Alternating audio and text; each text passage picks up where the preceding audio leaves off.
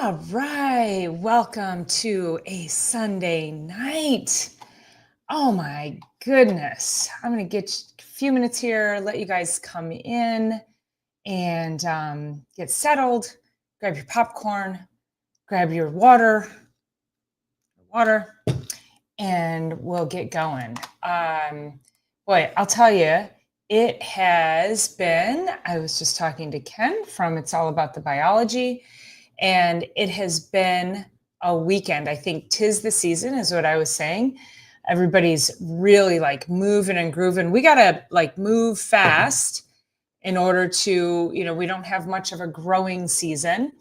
And so you got to move fast. It's like you got to work around Mother Nature. And so I think that's what we're all doing right now. Good morning, Silly Lily. Nice to see you. Good morning. Oh my God, see? That's how tired I am. Good afternoon. And oh yeah, but we have people coming in from on the other side of the globe. So yes, good morning, good evening, and good afternoon. Yeah, it's been great. I'll give you a little update before we get started because I have an amazing topic for you today, and I'm going to tell you why we're discussing this in a moment. But you're going to want to tune in. And I know this topic is about menopause in women. But guys, you got to listen up too, because there is some things going on here with your women. And I think the more understanding that men can have and can be, the more knowledge you have around these transitions, your women, your spouses, your girlfriends, whatever it is, I think the more knowledge, excuse me, you have around that, the more you can help her survive and thrive through it, and the more your relationship will not just survive but thrive through it. And that's really what we want to make sure. So I just want to, as I start peeling the layers back on all of this information, I'm just blown away at how unsupported we are as women going through these transitions. And so I want to be able to bring this information about, basically like help save relationships, but also before they even go south, let's make sure that couples are tapping into what they need before it goes south, like this is part of the next building block. So anyway, so I'll give you a couple more minutes to jump on in here. Make sure you are hitting the like and subscribe button. If you are new, from wherever you're tuning in from, thank you so much for being here. Make sure you are subscribing and also hitting that like button so that we can get more eyes on our shows. So if you're tuning in, we're streaming to Facebook and YouTube. I see my LinkedIn did not connect for some reason, but it is, whatever it is with technology. So if you're tuning in from wherever you're tuning in from, make sure you're hitting a like. And if you would like to leave a comment, comments also help with our, help us rank a little bit higher. And that would be amazing. That is just that showing that little bit of support for our channel. And of course, if you're tuning in from It's All About the Biology, I am Dr. Paula Ruffin, and it's so nice to have you here. Again, just making sure you're hitting the like button, subscribe. And we're just talking about health, wellness. My goal is to always try to navigate through the craziness, through the confusion of what you might hear in the world and what other people might say. And boy, there's like so much has happened this week in the world of health and wellness. I'm like, I have stories, I have, anecdotes, patient stories, and I want to share them all, but I also want to make sure that we are moving through a process as we do this so it all makes sense. So anyway, part of what I want to share is I've been working in my yard all weekend, and Friday I had a big event I had to go to on Thursday. And this is where I want you to like really pay attention, because especially as women, our energy levels kind of get jacked and hijacked. We don't know why, how, when, what, but here's what happened. So I went to an event on Thursday. there was a great band playing, and I wanted to stay and hear the band. We won 2 awards, by the way, which was really great for our community, and so that was really exciting. And I didn't get home until about 10:30, which means that by the time I decompressed, it was probably 11:30, maybe almost midnight. Got up Friday morning, went to the gym, and came home. And my intention was I was going to work in the garden. And so I was able to get a few flowers planted before the rain started. And then it started raining. But boy, I was not feeling, I just didn't have the energy. I was tired. I just wanted to lay on the couch. I was just zapped. And I felt like I slept really well. But when I go to bed late like that, it does things to me where the next day I just don't have the energy. So even though I had gotten about 7.5 hours of sleep, which I normally like about 8.5, I got up the next day and I was kind of tanked the whole day. I did get 1 flower bed planted. So Lily says, you look like you've gotten some sun. Oh yeah, I spent 9 hours out there yesterday because Friday I came in when it started to rain. And then I thought, oh, well, that'll give me an opportunity. It's raining now. I'll be able to, I'm going to go ahead and I'll do some things on my computer for the office, marketing, things like that. Well, no, because my brain was just, I couldn't put a thought together, and I just needed to lay down. I wasn't particularly tired enough to take a nap, but I just needed to get horizontal and rest. Do you guys ever feel like that? And for no particular reason. And I really hadn't, I think I had 2 drinks the night before over like a 5-hour period of time. So it wasn't anything like, it was just that late night, probably the end of the week. So here I am, I had no energy, and I just couldn't get my brain to function for me. So I got none of my work done, which, I'm not in the office on Fridays and Wednesdays or Fridays. So I do try to take those days and do something with regards to administrative things for the office. I just wasn't feeling it. So I kind of laid down. I watched a little TV, and that was it for me. I just stayed on the couch the whole rest of the day. So I say that, and then the next day I got up, I went to yoga, came home, and built a trellis with my daughter's boyfriend and planted. Oh my God, you guys, I'll give you a tour of the garden, but not today. I have to be on my cell phone to do that. But did a lot of physical work, a lot of like prepping and digging and weeding. And then I was able to get some of my plants planted because Mother Nature hasn't been kind here. So here I went from Friday, completely zapped, to yesterday when I was like, holy moly, I was off the chains. I had so much energy. I got so much work done. So the fact that I just gave myself that grace, and this is what I want to say to you, is that oftentimes as women, we can tend to be very hard on ourselves. We can tend to feel guilty. We should always be doing something. We got to make progress. We got to get our stuff done. And when you're just not feeling it, you have to just rest. You really do need to rest. So I learned that, a while ago, a few years ago, that I go so hard as an entrepreneur, I'm a single mother raising my daughter. I go so hard all the time that when I need to stop, I have to just allow myself to do that. I can't allow myself to feel guilt around it, shame, anything like that, or like any missing out or anything like that. So that's what I want to encourage you to do, is that as we go through this podcast today, understanding and seeing yourself in some of these things and knowing that sometimes things like that are just going to hit you and you have to just roll with it. And oftentimes, as women, we just don't even know. So, menopause is a whole different, you've gone through perimenopause. Now you're in menopause. You kind of know what to expect, but perimenopause, whole different ballgame. Lily says, I find that the more energy I exert, the more I have. That being said, when I need to take a nap, I do.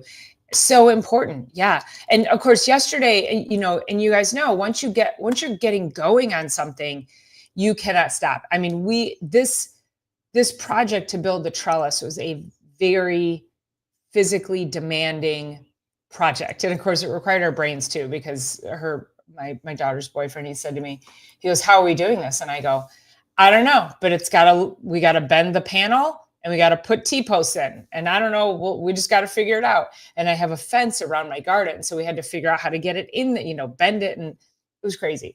But it looks beautiful. And I did record the whole thing. So the first one that we did, because neither of us really knew what we were doing. And it's sort of like, you have to think geometrically when you do this project. It's kind of like IKEA furniture.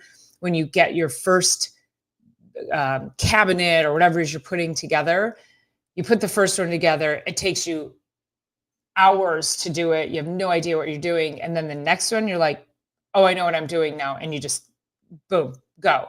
And you put it together. So the first one took us over an hour. Second one took us probably 30 minutes. And it would have been less time than that. But we were like, it's not perfect. Both of us are like, he's like, it's back 3 inches too far. And I'm like, yeah, it is. And then we'd move it in. We're like, it's in 2 inches too far. And so he was like, if we're going to do it, we gotta do it right. So God bless him.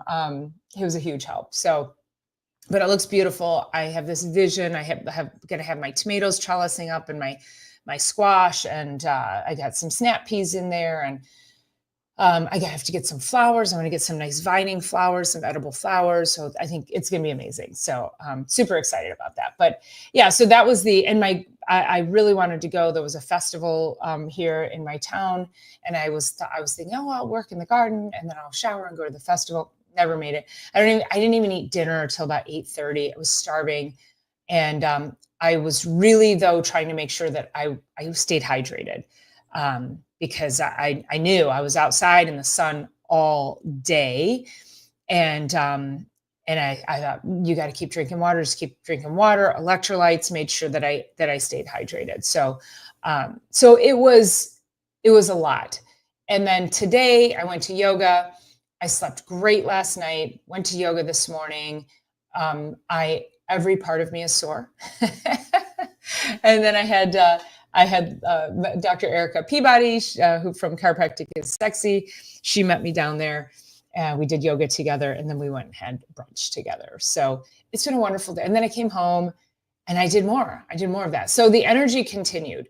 And I think it's also a wave that you have to ride when you have it, because you just don't know when it's going to hit you and when when you just got to be on the couch for the day.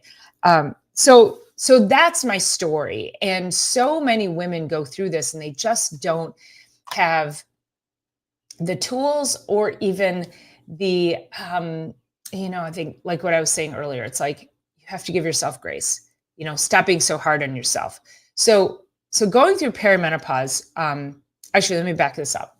I did a video last week, and that video talked about how 73% of women get divorced. Let me get to so there was a UK study that found that 73% of women blamed menopause for their divorce, and that divorce rates peak between 45 and 55. And that's right in the middle of perimenopause to menopause. 60% of midlife divorces are initiated by women, and many women describe it as their wake up moment. And so what does that mean? Sometimes what happens is when women go through perimenopause, and hormones start to change. I think, and I've worked with enough women to know, to be able to say this, but I think what happens is we don't really know what's happening to our bodies, because it's these like wild shifts from one day to the next. We can't keep up, and we don't know if we're going to have a good night's sleep or a bad night's sleep. We don't know if we're going to like snap somebody's head off, or if we're going to be like super kind to somebody. Like, you just don't know. And so, yes, we're responsible for our own behavior and how we approach people, but we have to be super aware that these things are happening. And some women don't have the awareness. And so this is why I want to have this conversation today, is let's create the awareness, because when you start to feel that cycling, like it's yes, it's a part of this normal transition, but it does not have to be your reality. There are ways to navigate this through.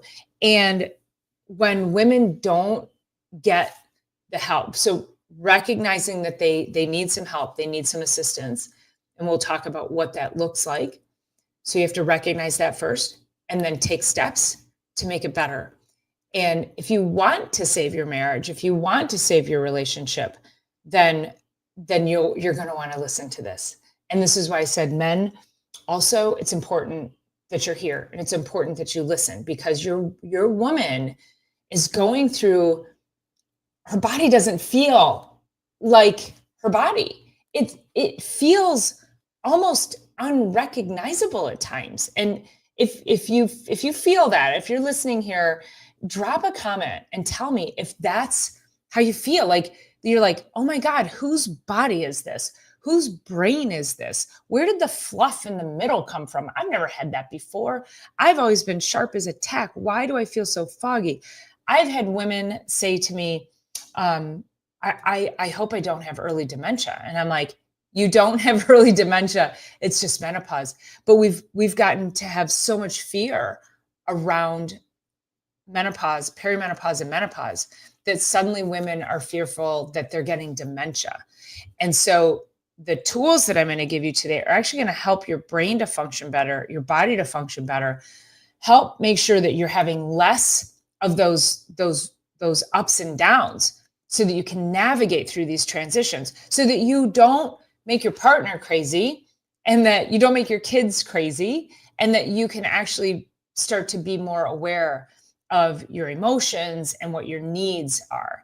And so oftentimes when we look at this, when we look at these divorce topics, let me go back over here.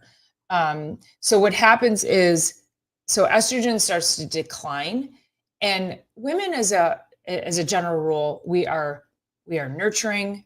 We want to make sure everyone around us is happy and taken care of. And we tend to be the nucleus of the household. Everything falls on us. Now, I'm sure, and I've known men who have been like sole providers for their kids, but I will tell you, hi, Joanne, how are you? Thank you for being here. Oh, good. I'm so glad. So men, and I'll say this, and of course, I don't want to offend anyone, but this is the reality that I have experienced, that I have observed among many of my married female friends, is that they're married, they have a career. Most of them are chiropractors. Most of my core group are chiropractors. They have children, and they are taking care of the household as if it's 1955, and their husbands expect them to. Now, if you are able, and they are able to juggle all of that stuff, but they need support. So now what happens is hormones start to change. And when estrogen goes down, we become less tolerant. We need help. Like, we need help physically, emotionally. We need that contribution of our partners so that we don't feel like we're out on an island doing all of this ourselves. And God forbid, feel like we're raising a man. I have friends who have husbands, and I'm like, geez, thank God I'm not married at this point to that person, because I'm like, it just shocks me the way that some men treat their wives. And again, it's like 1955, and I'm like, not the reality. And your woman needs help. She needs help. She needs your assistance. She needs you to get off your ass, get off the couch, stop making her cook, clean, take care of the kids, yell at the kids while you sit there and do absolutely freaking nothing. And this is a common scenario. So this is where that is like, if your marriage is struggling, your relationship is struggling, guys, you got to get up off the couch. You have to listen to her. You can't make her be all the things, because then when estrogen drops and she loses her fuse, and she loses her, like, she has her like holy shit moment where she wakes up and she's like, I don't need to be doing all of this for all the people. And she's either going to be like, you need to get it together and help me, or she's just going to be out. Like, that's it. And so, so it's interesting to me, the process and what women have to go through. And I'm so happy for you and Ken, and you guys are such wonderful people. And Ken, he is a gem to be, yes, being so supportive for you. And a lot of women do have supportive men. So I don't want this to be a rant thinking that all men, all husbands are bad. So that is not what I'm saying here. I'm just saying the common thing that I see is what I just said. So becomes like this wake up call for women. They suddenly, they kind of like come out of the fog and they're like, holy shit, like I haven't taken care of me. I need to take care of me. How the heck, I'm raising all these kids. I'm taking care of the family. I got my career. I got to do all of this, and hubby's off doing whatever, whenever. And you need your help. Like, you need your partner to step up and be in there with you. So, so that's why we start to see these numbers decline. We see the numbers increase of divorce numbers increase. More women start to leave. Now, when I posted that video a couple of weeks ago, and I had somebody post, and I don't know if it was a man or a woman. I kind of feel like it was a man, and he said something to the effect of, these are the same women that cheat. And so it's not the menopause, it's the cheating. And I just responded with, that cheating statistic wasn't in the study or something like that. But, so I hope to God also that you're just, like, let's keep cheating and straying from your marriage or your relationship. Let's keep that out of this. Let's try to fix things first. And so in order to do that, let's talk about what these hormones actually do for us. So we're going to talk about estrogen, progesterone, and testosterone. Those are our three big hormones that our body utilizes. There's many other hormones, but for a menopause, for the purposes of menopause, we'll talk about those. Because when these are completely out of sorts, this is what happens. Women end up becoming exhausted, and they get overwhelmed, and they suddenly realize that they've spent years not getting their needs met because they're constantly serving everybody else. And I know for my friends who are chiropractors, we serve people all day long. We're healers. We have to take care of people, and then you come home, and then you take care of your family and your husband, and you're just like it gets exhausting. It gets not just physically exhausting, it becomes emotionally exhausting. So you have to think about this from that framework, is that be aware that this is happening. Now, by about age 35 is when the decline starts for women. So, many women are still in childbearing years. I didn't have my daughter till I was 37.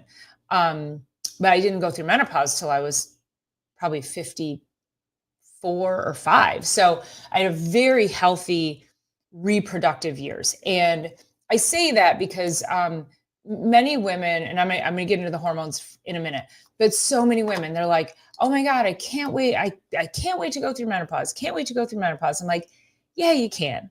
Yeah, you can. Embracing, I remember saying that many years ago to my acupuncturist, and she was like, no. And, she kind of woke me up out of that. And she said, estrogen is the most beautiful hormone we could ever have in our bodies. It's anti-inflammatory. It makes us feel good. It helps our brains function. It helps us sleep. It's one of the most incredible hormones on planet Earth. And so estrogen, we don't want to lose estrogen. Estrogen is responsible for keeping our skin, nice and supple. And I'm grateful that I have my Lebanese skin from the women in my family, because this is like 58 years old, and I'm like, my mother was very beautiful, and she did not have many wrinkles, and she was just stunning till the day she died. So you want your estrogen. So estrogen helps to regulate all your brain hormones. So serotonin, dopamine, and oxytocin. And oxytocin is that hormone that when you hug somebody, that's like the happy mood, pleasure. That's the bonding hormone. Oxytocin is the hormone that after you have a baby and you put the baby on your chest, it builds oxytocin, that chest to chest or skin to skin contact after you have a baby, that produces oxytocin in the baby. So think about just how divine our bodies are to be able to automatically produce hormones for our bodies. Now, if you have, again, going back to childbearing years, if you have a baby via C-section or you have a vaginal birth, but something's going on with the baby and they have to whisk that baby right away and it goes into the NICU and you don't get that initial skin to skin contact, that baby is going to not get the oxytocin buildup like it should. So that's where you have to be super conscious and making sure you're doing as much skin to skin contact as you can. If based on if you're in perimenopause or menopause and you're listening to this, you might be thinking what happened during your child's birth, but keeping that in mind. If you have children who are having babies and something happens, God forbid, you want to make sure you're touching that baby. That baby needs that to build those hormonal connections. So estrogen is responsible for that brain fog and the memory. This is why so many women might think that they are going through early dementia, and they're not. They're just going through menopause. And some women are going to go through it differently than others. We're going to talk about how do we prevent these drastic changes for that. But estrogen is also responsible, as we lose estrogen, is responsible for the hot flashes and the night sweats. I'm very fortunate. I don't get hot flashes, so that's great. I have had occasional night sweats. So I had a very smooth transition through menopause, which was great. So don't throw things at me. I remember my sister kept asking me, she was like, when are you going to go through menopause? Or she would say, because I love the heat, like I could live on the sun. And she was like, just wait till you go through menopause and you start having hot flashes, and, sort of like cursing me with a hot flash. And I still I was in a 100-degree yoga class today, and I'm like, I love the heat. So it does not affect me. So anyway, she says to me, when are you going to go through menopause? And I would say to her, listen, if the women in this family would quit having their, organs ripped out of them, I might actually know. And so historically, thinking about the women that came before you, have they had reproductive issues? Have they had reproductive surgeries? Were there fertility issues? Were there fibroids, polycystic ovarian? What kind of problems did the women that came before you have? That you need to understand that, because that could be part of your path, and you want to circumvent that through what we call epigenetics. So you want to make sure you're doing the things that turn off those pathways and keep you away from what the women before you actually went through. So Lily says, my mother was 83 when she passed, still had beautiful skin. I know my mom was 86. It's crazy. Yeah, it's beautiful women. So when you have low estrogen, you don't connect as well with people because you're a little more moody. Again, you're not, you don't have that desire because you're losing your sex drive, and you just don't have the desire for connection. You're like, everybody's kind of pissing you off. You're super irritable, and if you're pissed off, you do not want intimacy. So this is also where, again, these swings, if we can get these regulated to get them more smooth, that can help you. So progesterone. All right. So progesterone is that's like your chill out hormone. So progesterone is your calmer. That's what helps you get good sleep. It's what gives you the that sort of ease in your attitude. It's what allows you to be patient with people. So what allows you to be patient with your kids when they're constantly demanding things from you, or your spouse. And so what happens when you don't have enough progesterone is we start to get disrupted sleep. And so many women have issues with sleep when they're going through these transitions. And that can actually be one of the first signs of menopause, is you start to get a disrupted sleep cycle. So the problem with that is that we all know that if you have one bad night of sleep, how do you feel the next day? I mean, you're just like, oh my God, you can't wait to get home. The productivity is like zero for the day, and you can't wait to get home and just lay down and just go to sleep and try it again. So just because our hormones are shifting and changing, then when we don't get a good night's sleep, it just throws a whole nother monkey wrench into the situation. And your inflammation goes up. Your gut health gets altered. It affects your brain. You get that inflammation in the brain. You're not digesting your food properly. Your body actually feels like it's being chased by a saber-toothed tiger, which shuts your immune system down. So poor quality sleep can affect us in a multitude of ways. So progesterone is that chill out hormone.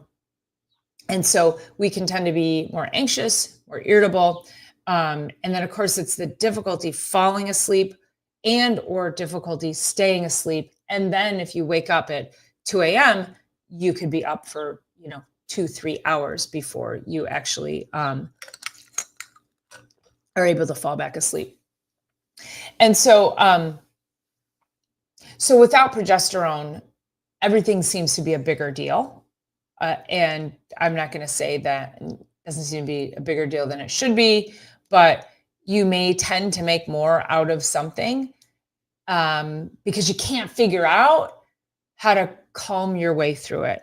You've lost your ability to reason through things because you've got stress hormones running through your brain, and that affects your ability to think clearly. So without progesterone, you could definitely be feeling like you just can't resolve problems, and that becomes an issue too. So, and that's, conflict resolution, problem solving at work, at home, with your spouse, with your kids. So that's a pretty big deal. Then we have testosterone, and testosterone is very overlooked in women. In fact, men, if a man walks into his medical doctor and says, I'm exhausted, I can't sleep properly, I don't have any energy, my libido is suffering, that doctor immediately says, you have low testosterone, you need testosterone now, oh, and your insurance covers it. That is not the case for women. Most women who go in, who tell their doctors that they have those symptoms with menopause or perimenopause, they're put on an SSRI. What is that? It's an antidepressant. Like, what? What is that? And this is also why I need men to pay attention, because men always want to, if they're feeling that, and the male reproductive system, when it's not working, that is actually that is your marker for good health. So when that's not working, that is, women have many different ways we can know if we're healthy or not. Men, if the equipment downstairs is not functioning properly, that is should be a red flag that something in your body is metabolically unfit. So you go to the doctor prescribes you testosterone, and you're like, man, I'm feeling amazing again, but they've done nothing for your spouse. So that is also, if you as a man are going to your medical doctor with these issues and they say, oh, we're going to give you testosterone, you're going to feel amazing, you're going to feel like having sex with your wife again. Well, you better ask that doctor, how do I get my wife to feel better about herself? How do I get her to start to feel this way too? Because it cannot be a one-sided issue. Gold bar for sure, right, Ken? And that I see that so often too, is that it's like we're just leaving, we're leaving, like it becomes this very lopsided way of helping either men or either women. And it just doesn't, or it shouldn't work like that. It really needs to be a team effort. And, and I know a lot of women, they're like, they want to be intimate with their husbands. They just don't feel like it. They aren't feeling that. So again, that is the ding, ding, ding. That is your alarm signal. That's your red flag. Your hormones are completely out of whack, and you should probably go get them checked. Now, we're going to get to, there's things you need to do before you go get your, well, you can get your hormones checked, but there's things you need to do before you go on hormone therapy. I'm going to talk about that in a minute. And see what Lily says. Our men also go through hormonal change. Yes, andropause. So that's really the reference that I'm making, is that men are like, hey, I don't feel good. I'm going to go to the doctor. You know, there's certain, this is, and that all still happens through midlife, but we have to make sure, again, like, I feel like that should be, the doctor should be like just automatically addressing both parties, and not just like, that should be a question, right? Well, how's your wife's health, and let's bring her in, and we should probably do this together, and let's figure this out, and what do you both need? And that's why I really want to make sure that we're impacting men with these conversations. So with testosterone in women, this helps our confidence. It helps our drive, not just sex drive, but just our drive in life in general. So, our ability to just get up and, like I always say, GSD, get shit done. Our libidos for sure, but also, what is your drive for success? What is your drive for taking care of your family, seeing, raising great kids and having a great business, or having a great community? What is your drive and your energy to do that? And that comes from testosterone. So if we don't have enough testosterone, we get low energy, we get muscle loss. So many women, even younger women tend to have weak upper bodies anyway. And then we start to go through perimenopause. And if you're not challenging those muscles, you lose muscle mass like nobody's business. So we've got to make sure that we are improving muscle mass. Now, here's the cool thing about testosterone, is that the more muscle mass you have and the more you work on muscle strength. So you're going to the gym, you're lifting weights, you're doing body weight exercises, like I said, yoga. And the yoga I do is just a complete butt kicker, a lot of just weight bearing exercises. So between that and the gym, the more muscle mass you are pushing or building, the more you're attempting to build your muscle mass, the more testosterone you produce. So testosterone, muscle is very metabolically active. It is very hormonally active. And so if you have more muscle mass, you're going to have more of all of these hormones. So that's why that is one of the biggest markers, is we have to make sure you are moving your body, you are exercising, and you are challenging it. And so testosterone, when we don't have it, we get more muscle loss, we get lower energy, sex drive goes completely in the tanker.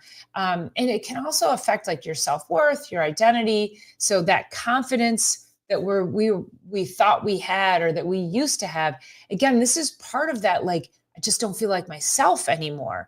We literally, it feels very sudden that you get into this zone of, who am I? How did I get here? How did I don't like how I feel. I don't like how I look. I can't get out of bed in the morning. There's so many just different things that you can see. Estrogen, progesterone, and testosterone are all responsible for so many things that are just key in life.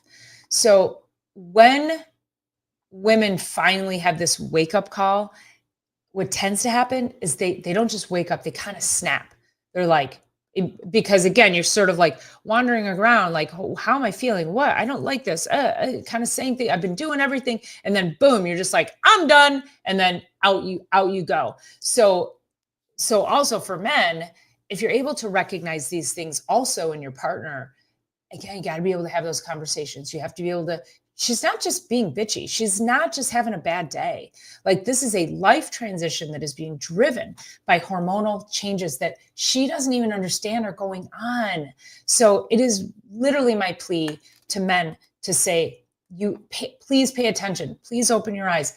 Please help your women get through this transition, and then you'll have your beautiful relationship on the other side of it. So, typically they're like, yeah, I've been doing everything for decades. But it's an increased mental load. The physical symptoms show up. They feel invisible emotionally. They're not heard. Their needs don't get met. And then it's just hormonal chaos. And so this is why a lot of times they're like, I can't do it anymore. And they just leave to figure out what they want to do on their own, or their husbands leave them.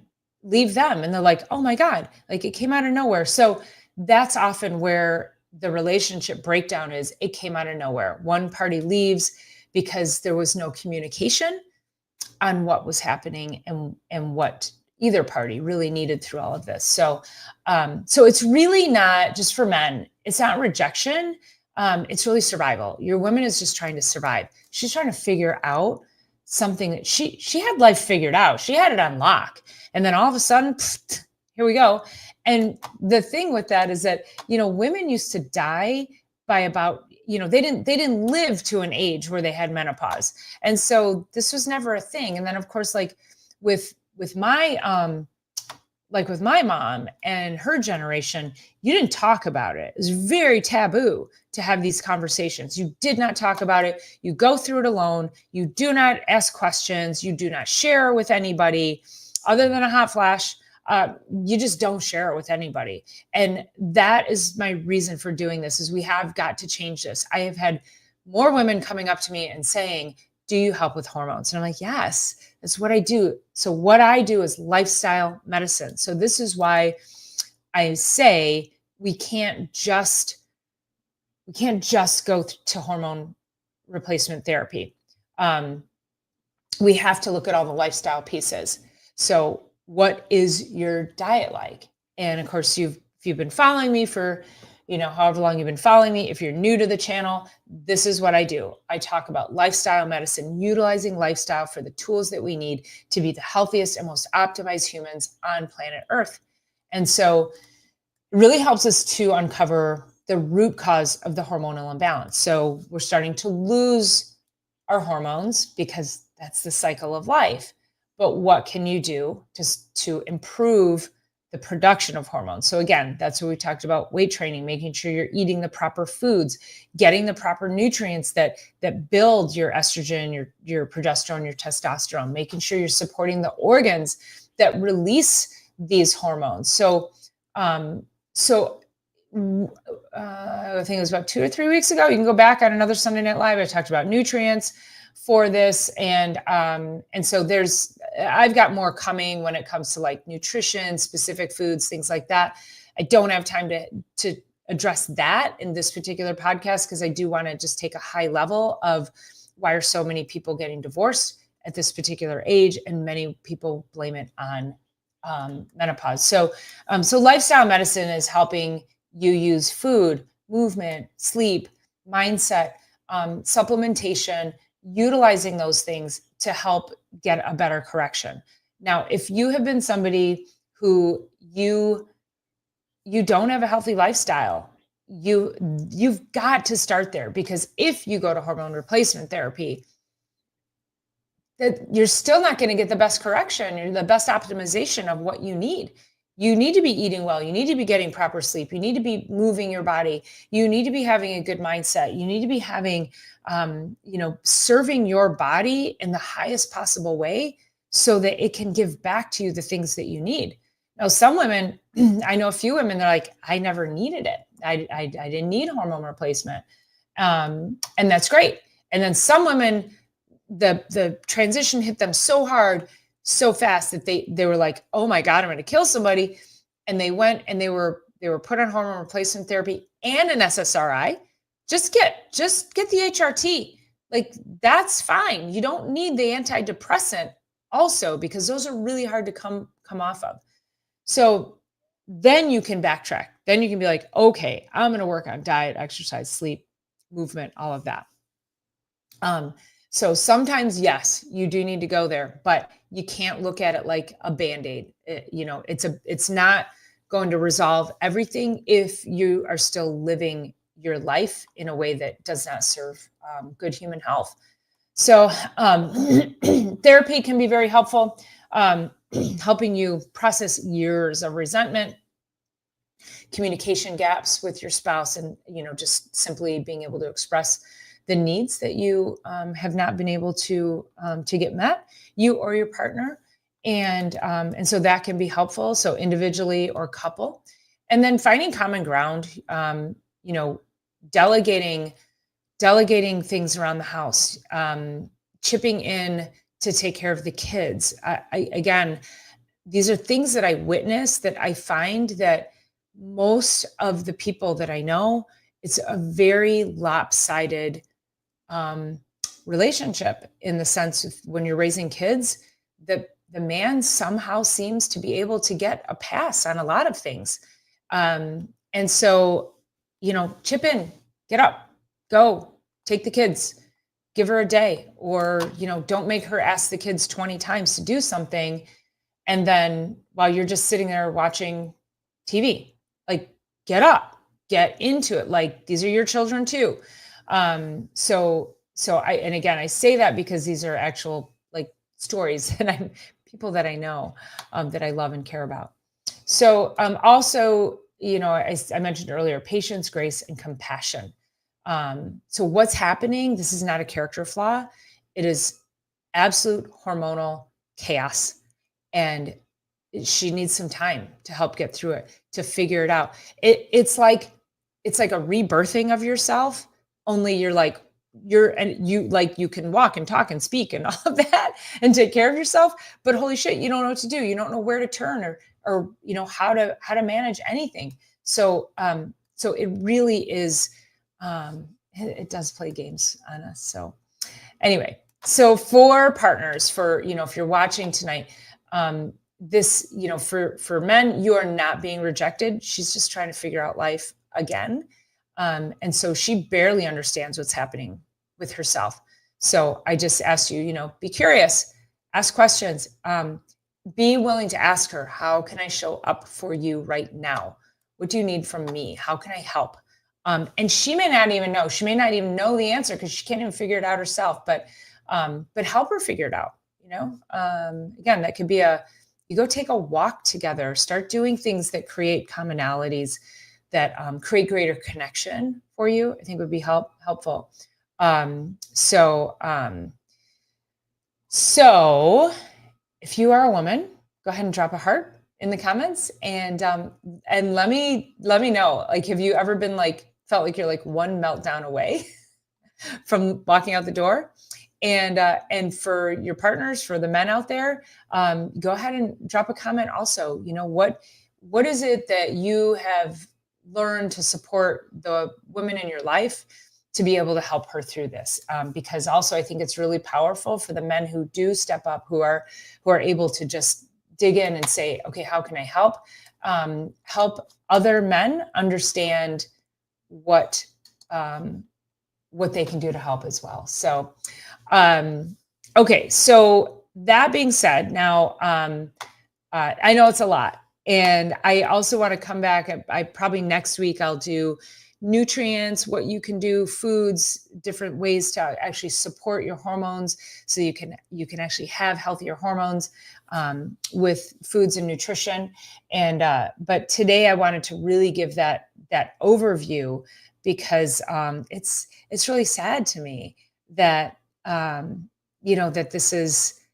that this causes breakups. It causes people to separate. It causes divorce. It causes it just causes chaos. So I hope for something much better for many of you out there, many of you listening.